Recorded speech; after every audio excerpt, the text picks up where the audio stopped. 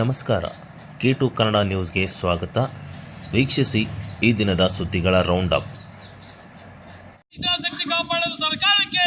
ಒಣಗಿ ಹೋಗುವ ಹಂತಕ್ಕೆ ತಲುಪಿರುವ ರೈತರ ಬೆಳೆಗಳಿಗೆ ನೀರು ಹಾಗೂ ಕುಡಿಯುವ ನೀರಿಗಾಗಿ ಕೃಷ್ಣಾ ನದಿಗೆ ನಾರಾಯಣಪುರ ಡ್ಯಾಂನಿಂದ ಗುರ್ಜಾಪುರ ಬ್ರಿಡ್ಜ್ ಕಮ್ ಬ್ಯಾರೇಜ್ ಮೂಲಕ ನೀರು ಬಿಡಿಸುವುದು ಮತ್ತು ಹೊಂಗರಂಪುರ ಎತ್ತ ನೀರಾವರಿ ತಡೆಗೋಡೆ ರಿಪೇರಿ ಮಾಡಿಸುವಂತೆ ಆಗ್ರಹಿಸಿ ಕಲ್ಯಾಣ ಕರ್ನಾಟಕ ರೈತ ಸಂಘ ಹಾಗೂ ಹಸಿರು ಸೇನೆ ರೈತ ಮುಖಂಡರು ನೂತನ ಜಿಲ್ಲಾಧಿಕಾರಿ ಕಚೇರಿ ಮುಂದೆ ಪ್ರತಿಭಟನೆ ನಡೆಸಿದರು.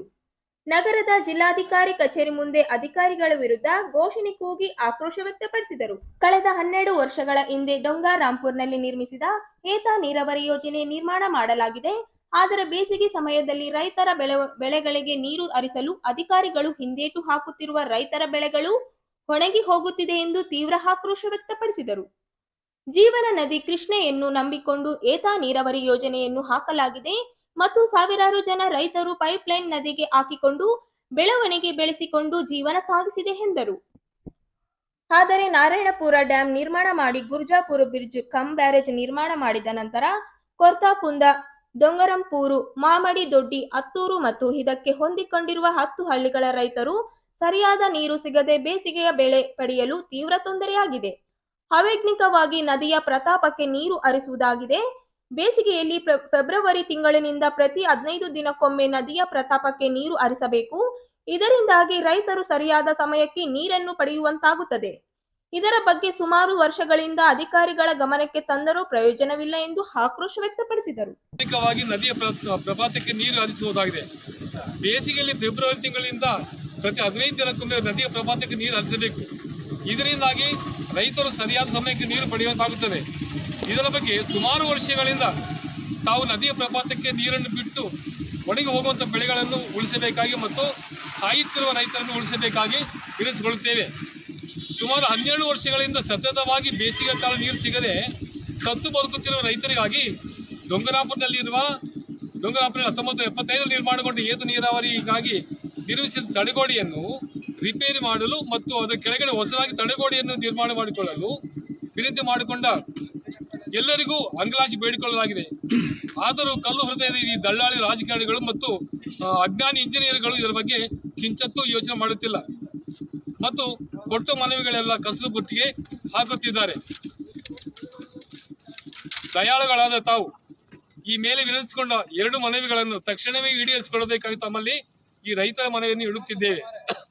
ಒಂದು ವೇಳೆ ತಾವು ಇದರ ಬಗ್ಗೆ ಯಾವುದೇ ತರಹದ ಕ್ರಮ ಕೈಗೊಳ್ಳದಿದ್ದಲ್ಲಿ ಮುಂದಿನ ವಾರದೊಳಗೆ ಸತ್ಯಾಗ್ರಹವನ್ನು ಹಮ್ಮಿಕೊಂಡು ಪ್ರತಿಭಟನೆ ಹಮ್ಮಿಕೊಳ್ಳಲಾಗುವುದು ಖಚಿತ ಎಂದು ತಮ್ಮ ಆಹ್ವಾನಿಗೆ ನದಿ ಸರ್, ಕೃಷ್ಣಾ ನದಿಲಿದ ಡಿರಾಂಪುರ, ಕುರುವಕುಂದ, ಸರ್ಜಾ ಇವು 7 ಸರ್ ನೀರಲ್ಲಿ ಇವತ್ತು ಆಲ್ರೆಡಿ ತೆರೆಬಹುದು. ಇಂಥ ಟೈಮ್ನಾಗ ಇವತ್ತು ಸರ್ಕಾರ ದಿಢೀರ್ ನೀರು ಕಟ್ ಮಾಡಿ ಇವತ್ತು ಕೋಟ್ಯಾಂತರ ರೂಪಾಯಿ ಲಾಸ್ ಹಾಕದ. ಆದರೆ ಇವತ್ತು ಸರ್ಕಾರಕ್ಕೆ ಕಣ್ಣು ಮುಚ್ಚಿ ಕಾಲು ಕುಡ್ದಂಗೆ ಇವ್ರು ಮಾಡಕಚ್ಚಾರ ಸರ್. ದಯವಿಟ್ಟು ಕೇಳಕತ್ತೀವಿ ಅಷ್ಟೇ, ನಮಗೆ ಇನ್ನೊಂದು 2 ದಿನದಾಗ ನೀರು ಇವರು ಏನಾದ್ರು ಸರ್ಕಾರ ಆಗಲಿ ಕೊಡಲಿಲ್ಲ ಅಂದರೆ ಇದೇ ಸ್ಥಳದಲ್ಲಿ ನಾವು ಇದು ಸರ್. ಹೀಗಾಗಿ ಜಿಲ್ಲಾಧಿಕಾರಿಗಳು ನಮಗೆ ದಯವಿಟ್ಟು ಕೊಡಿ, ಕೃಷ್ಣಾ ನದಿಗೆ ನೀರು ಕೊಡಿ. ಇಲ್ಲ ಮುಂದಿನ ಉಗ್ರ ಹೋರಾಟ ಮಾಡಕ್ಕೆ ನಾವು ರೆಡಿ ಇದ್ದೀವಿ. ಆಲ್ರೆಡಿ 10 ಜನ ಬರೋಲ್ಲ, ನೆಕ್ಸ್ಟ್ 4 ದಿನದಾಗ ನಾವು ಇಲ್ಲಿ ಮಾಡಕ್ಕೆ ನಾವು ರೆಡಿ ಹೇಳ್ತಾ ನಾನು ಇದು ಮಾಡಕ್ಕೆ ಇದ್ದೀನಿ.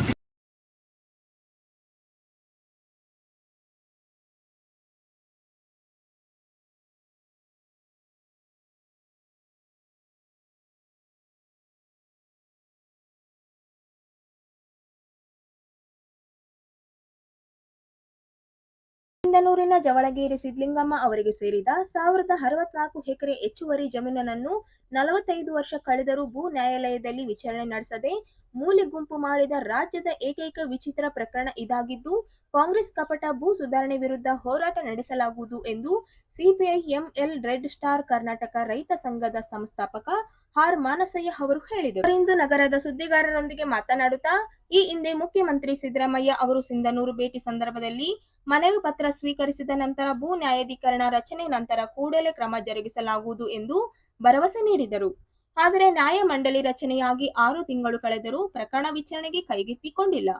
ಭೂ ಸುಧಾರಣೆ ಕಾಯ್ದೆ ಪ್ರಕಾರ ಹೆಚ್ಚುವರಿ ಜಮೀನಿನನ್ನು ನ್ಯಾಯಾಂಗದಲ್ಲಿ ವಿಚಾರಣೆ ಒಳಪಡಿಸಬೇಕು ಎಂಬ ನಿಯಮವಿದೆ. ಆದರೆ ಸಿಂಧನೂರಿನ 1064 ಎಕರೆ ಜಮೀನಿನನ್ನು ನ್ಯಾಯಾಲಯದಲ್ಲಿ ವಿಚಾರಣೆ ನಡೆಸದೇ ಇರುವುದು ಪ್ರಕರಣ ರಾಜ್ಯದಲ್ಲಿ ಯಾವುದಾದರೂ ಇದ್ದರೆ ಅದು ಸಿಂಧನೂರಿನ ಜವಳಗೇರ ಪ್ರಕರಣ ಎಂಬುದು ನನ್ನ ಭಾವನೆ. ಕಳೆದ ವರ್ಷ ಹೋರಾಟ ಪ್ರತಿಫಲವಾಗಿ ಭೂ ನ್ಯಾಯ ಮಂಡಳಿ ರಚನೆಯಾಗಿ 6 ತಿಂಗಳು ಕಳೆದರೂ ಸಿಂಧನೂರು ತಹಶೀಲ್ದಾರ್ ಅರುಣಾ ದೇಸಾಯಿ ಅವರು ನ್ಯಾಯಾಲಯ ಮುಂದೆ ವಿಚಾರಣೆ ಮಂಡಿಸಿಲ್ಲ ಎಂದು ದೂರಿದರು. ಸಿಂಧನೂರದಲ್ಲೇ ಇದೆ. ಇದೇ ಪ್ರಕರಣ ಕಾರಣಕ್ಕೆ ಸಿಂಧನೂರು ಭೂ ನ್ಯಾಯ ಮಂಡಳಿ ಮಂಜೂರಾತಿ ಲೇಟ್ ಆಯಿತು ಅಂತ ನಾವು ಭಾವಿಸ್ತೀವಿ. ಆದರೂ ಪರವಾಗಿಲ್ಲ ಅಂತ ಹೇಳಿ ಈಗಾಗಲೇ ಸಿಂಧನೂರಿನಲ್ಲಿ ಭೂ ನ್ಯಾಯಾಧಿಕರಣ ರಚನೆ ಆಗಿದೆ. ಸಾಮಾನ್ಯವಾಗಿ ನಿಮಗೆಲ್ಲ ಗೊತ್ತು, ಅದಕ್ಕೆ ಅಸಿಸ್ಟೆಂಟ್ ಕಮಿಷನರ್ ಪ್ರೆಸಿಡೆಂಟು, ತಹಶೀಲ್ದಾರ್ ಅವರೇ ಆ್ಯಕ್ಚುಲಿ ಮೆಂಬರ್ ಸೆಕ್ರೆಟರಿ, ಇನ್ನು ಸರ್ಕಾರದ ಕಾಂಗ್ರೆಸ್ ಸರ್ಕಾರದ ವಕೀಲರುಗಳು ಅವರ ನೇಮಕದ ಸದಸ್ಯರುಗಳಿದ್ದಾರೆ. ಈ ಪ್ರಕರಣದ ಬಗ್ಗೆ ಹೇಳೋದಿಷ್ಟೇ, ಇದು ಒಂದು ವಿಚಿತ್ರವಾದ ಪ್ರಕರಣ. ನಮ್ಮ ಅನುಭವದಲ್ಲಿ ನನಗೊಂದು 35-40 ವರ್ಷ ಆಗಿದೆ ಹೋರಾಟದಲ್ಲಿ, ವಿಶೇಷವಾಗಿ ಭೂ ಹೋರಾಟದಲ್ಲಿ ಲ್ಯಾಂಡ್ ರೆಕಾರ್ಡ್ಸು, ಲ್ಯಾಂಡ್ ರೆವೆನ್ಯೂ ಸಂಬಂಧಪಟ್ಟಂಗೆ ಕೆಲಸ ಮಾಡ್ತಾ ಬಂದಿದ್ದರಿಂದ ನನಗೆ ಇಂಥ ಅನುಭವವನ್ನು ಲೆಕ್ಕ ಹಾಕಿದರೆ ಇಂಥ ಪ್ರಕರಣ ಭೂ ಸುಧಾರಣೆಯಲ್ಲಿ ಇದರಷ್ಟು ವಿಚಿತ್ರವಾದಂಥ, ಇದರಷ್ಟು ತಿಳಿಸಲ್ಪಟ್ಟಂಥ, ಇದರಷ್ಟು ಮೂಲೆ ಗುಂಪಾದಂಥ ಪ್ರಕರಣ ರಾಜ್ಯದಲ್ಲಿ ಮತ್ತೊಂದು ಇರಲಿಕ್ಕಿಲ್ಲ ಅನ್ನೋದು ಅನುಭವ. ಯಾಕಂದರೆ ಭೂಮಿ ಪ್ರಮಾಣ 1064 ಎಕರೆ. ಇದು A class land. A class ಅಂದರೆ ಜವಳಿಗೆರ, ಶಿವ ಜವಳಿಗೆರ, ಸುಲ್ತಾನ್ಪುರ, ಟಿಬ್ಬನಖೇಡ, ಕೊಂಗನಾಯಕನಹಳ್ಳಿ, ಇದು ಅಲ್ಲಿ ಸುತ್ತಮುತ್ತಲ ಗ್ರಾಮಗಳು. ಜವಳಿಗೆರೆ ಸುತ್ತಮುತ್ತಲ ವ್ಯಾಪ್ತಿಯಲ್ಲಿ ಬರ್ತಕ್ಕಂಥ ಎ ಕ್ಲಾಸ್ ಲ್ಯಾಂಡ್, ಬೇರಾವರಿ ಭೂಮಿ, ನೆಲ್ಲಗದ್ದೆ ಭೂಮಿ ಲ್ಯಾಂಡ್ 1064. ಸರ್ಕಾರ ಹೇಳಿದ್ದೇನೆಂದರೆ ಇದು ಎಲ್ಲಿ ತನಕ ಹೋಗಿದ್ದಂದರೆ ಜಿಲ್ಲಾ ಉಸ್ತುವಾರಿ ಸಚಿವರಿರ್ಬೋದು, ಶಾಸಕರಾದ ಮನೆ ಅಂಪನಗೌಡರು ಇದ್ರ ಬಗ್ಗೆ ಭಾಳಷ್ಟು ಮಾತಾಡಿದೆ. ಅಷ್ಟೇ ಅಲ್ಲ, ಸಿಂಧನೂರಿಗೆ ಮುಖ್ಯಮಂತ್ರಿಗಳು ಬಂದಾಗ ರೈತ ಸಂಘದವರು ಹೋರಾಟ ಮಾಡೋದ್ರಲ್ಲಿ ಹೋಗಿ ಮುಖ್ಯಮಂತ್ರಿಗಳು ಕಂಡು ಸರ್ ಗಂಭೀರ ಪ್ರಕರಣ ಇದೆ, ಇದರ ಮೇಲೆ ಒಂದು ವಿಶೇಷ ತನಿಖೆಯನ್ನು ಮಾಡಿಸಿದ್ದಾರೆ. ಅವರೇ ಉತ್ತರ ಹೇಳಿದರು, ಇಂಥ ಪ್ರಕರಣದಲ್ಲಿ ಭೂ ನ್ಯಾಯ ಮಂಡಳಿ ಹೊರತುಪಡಿಸಿದರೆ ಯಾರಿಗೆ ಅಧಿಕಾರ ಇಲ್ಲ, ಇನ್ನು ಸ್ವಲ್ಪ ದಿನದಲ್ಲಿ ಭೂ ನ್ಯಾಯ ಮಂಡಳಿ ಮಂಜೂರಾತಿ ಕೊಡ್ತೀವಿ, ಇದನ್ನು ಎನ್ಕ್ವೈರಿ ಮಾಡ್ತೀವಿ.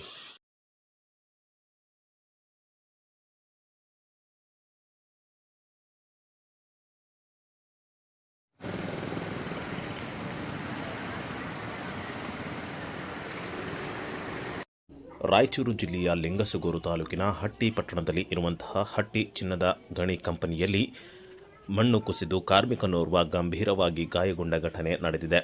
ಹೌದು, ಕಂಪನಿಯ ಮಲ್ಲಪ್ಪ ಶಾಫ್ಟ್ನಲ್ಲಿ ಈ ಒಂದು ಘಟನೆ ಜರುಗಿದೆ. ಸಡಿಲ ಮಣ್ಣು ಕುಸಿತದ ಹಿನ್ನೆಲೆಯಲ್ಲಿ ಲಕ್ಷ್ಮಣ್ ಎಂಬ ಕಾರ್ಮಿಕ ಶಿಫ್ಟ್ನಲ್ಲಿ ಇರುವಂತಹ ಸಂದರ್ಭದಲ್ಲಿ ಮಣ್ಣಿನ ಅಡಿಯಲ್ಲಿ ಸಿಲುಕಿ ಗಂಭೀರ ಗಾಯಗಳಾಗಿವೆ. ಇನ್ನು ತಲೆ ಮತ್ತು ಕೈಕಾಲಿಗೆ ಏಟು ಬಿದ್ದಿದ್ದು ಸ್ಥಳೀಯವಾಗಿ ಪ್ರಥಮ ಚಿಕಿತ್ಸೆ ನೀಡಿ ಹೆಚ್ಚಿನ ಚಿಕಿತ್ಸೆಗಾಗಿ ಬೆಂಗಳೂರಿನ ಆಸ್ಪತ್ರೆಗೆ ರವಾನಿಸಲಾಗಿದೆ. ಇನ್ನು ಬೆಂಗಳೂರು ಆಸ್ಪತ್ರೆಗೆ ಅಧಿಕಾರಿಗಳು ಭೇಟಿ ನೀಡಿ ಕಾರ್ಮಿಕನ ಯೋಗಕ್ಷೇಮ ವಿಚಾರಿಸಿದ್ದು, ಹಟ್ಟಿ ಕಂಪನಿಗೆ ಭೇಟಿ ನೀಡಿ ಸ್ಥಳ ಪರಿಶೀಲನೆ ಮಾಡುವುದಾಗಿ ಭರವಸೆ ನೀಡಿದ್ದಾರೆ. ಇನ್ನು ಈ ವೇಳೆ ಈ ಒಂದು ಘಟನೆ ಹಟ್ಟಿ ಪೊಲೀಸ್ ಠಾಣಾ ವ್ಯಾಪ್ತಿಯಲ್ಲಿ ಜರುಗಿದೆ.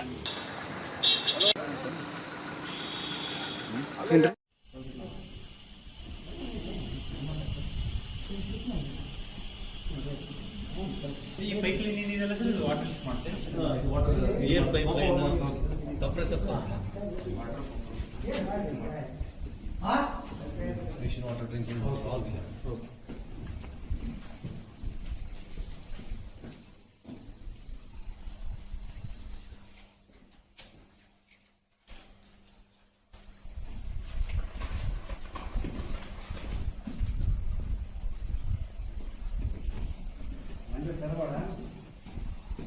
ಬಟ್ ಇಷ್ಟು ಡೆಪ್ತ್ ಬಂದು ಕೂಡ